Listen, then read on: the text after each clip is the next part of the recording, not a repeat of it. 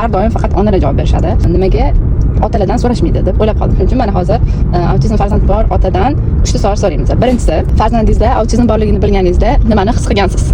Autizmni farzandimda autizm borligidan oldin bilardim. Bu diagnoz haqida ma'lumotim bo'lgan. Menimcha farzandimdagi autizmni men oyisidan oldinroq sezganman. Bu yoqda uni ignor qilish emas.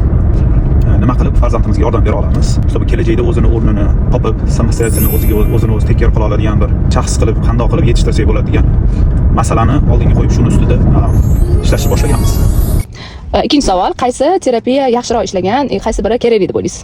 Men o'zimni o'g'limni primer qilib oladigan bo'lsak, 2-3 xil terapiyalarni boshlaganmiz. Ularning hammasini o'zini ahamiyati bor deb o'ylayman. Bolani shu yaxshi tomonga o'zgarishda har bitta terapiya o'zining katta hissasini qo'shgan, lekin men o'ylayman, shu UPMC'ni tip degan programmasi eng katta yordam bergan deb o'ylayman. Endi uchinchi savol, bu oxirgisi, har doim onalarga maslahat beramiz. Otalarga nima maslahat bergan bo'lardingiz? Otalarga farzandida qanaqa diagnoz kuzatilayotgan bo'lishidan qat'iy nazar birinchi o'rinda uni qabul qilish va u bilan faxrlanishi.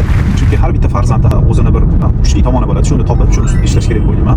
Ota bo'lib nima qilib yordam bera oladi? Bu narsani sutki faqat onani zimmasiga yuklab qo'ymasdan qanaqa grafik bo'lishidan qat'iy nazar bu narsaga kirishish kerak. Ota ham qo'ldan kelgancha yordam berib, maksimal shug'ullanish kerak farzand bilan. Bu narsadan hech qachon uyalmaslik kerak. Farzandga yordam berishga harakat qilish kerak.